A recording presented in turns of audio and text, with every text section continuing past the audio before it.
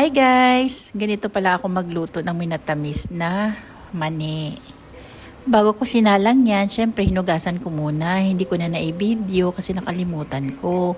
At ayan na nga, pinakuluan ko siya at nilagyan ko din ng kaunting asukal muna para naman ma-absorb ng mani yung tamis.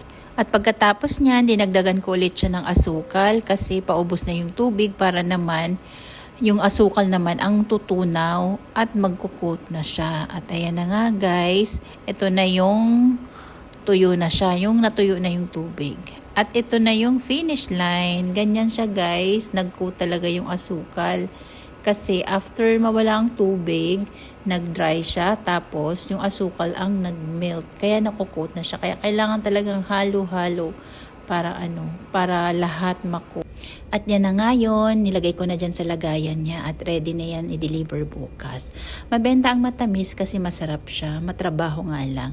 Yun lang guys, salamat sa panunood. Sana nagustuhan niyo yung video ko.